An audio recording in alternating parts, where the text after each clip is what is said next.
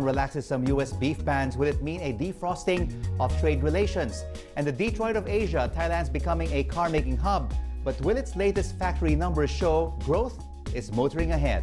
That's on Asia Business Report and bbc.com/Asia Business.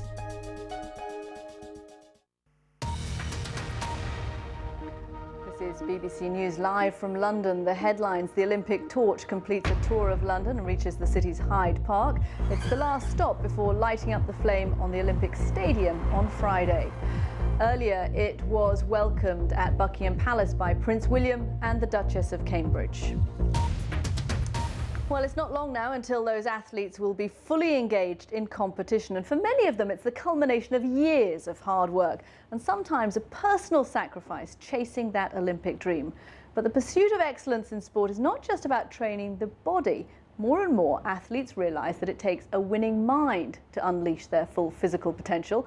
To discuss that aspect, I'm joined here by sports psychologist James Beale. James, how critical is it for athletes to get their head in the game as much as it is to get their bodies in the game? Well, it's really interesting. You ask athletes what proportion of their sport is down to psychological factors, and very often they say some quite high figures. They come up with some really, drastic figures. I had one athlete say to me that 90% of his game 90%? was due to psychological factors.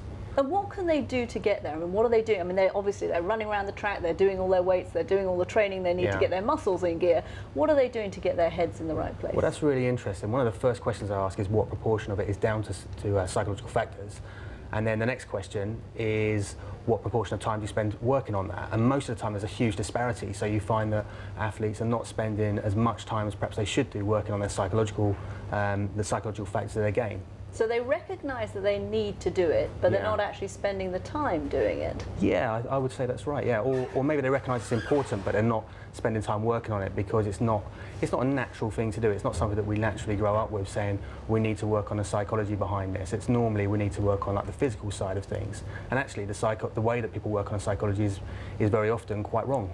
And what are the kinds of things that can set an athlete back? Say you've got yourself in the right place, and then you make some kind of mistake and there's a whole lot of negative press coverage. Is that the kind of thing that could really set an athlete back in their training? Yeah, I always think it comes down to individual differences. So you have some athletes that would drive them forward and they would say, oh, I've had a setback and that means I must go forward now, that means that I've got to start trying. And other athletes, it can cripple them. Yeah, it can, people train for 4-6 years maybe to be out there.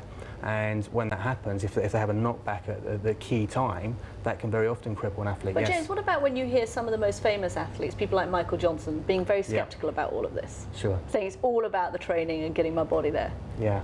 Well, I think what I would say to him is that, if we take a sprint event, like 100 metres, for example, you have less than 10 seconds to make yourself into a world superstar like Usain Bolt, or someone who came 8th in the Olympic final who, let's be honest, no one remembers. And when they line up, those guys, their bodies are quite similar, and it's about whether or not they can bring their A game to the important events. Most of the time during Olympic Games, world records are not set. They don't bring their best game because it's actually quite a difficult environment for them to be in. They're away from home, they're put into a village, they don't have the normal coaches around them very often. So I think controlling the way that you think and the way that you feel and making sure that it works for you is extremely important. So I think I would challenge him on that. Okay, James, well, looking at that stadium tonight, you've got to bet that tonight, ahead of these games, when they really start next week, a lot of them have got to be feeling very nervous, I'm sure of that. I would imagine so. Okay, James Beale, thanks very much for coming in. Well, if you're lucky enough to have tickets for any of the events at London 2012, what should you expect when you get here?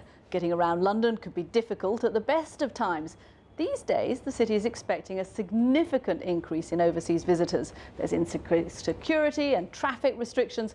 But I discovered earlier today, London feels friendlier and warmer than ever, basking in this Olympic spirit.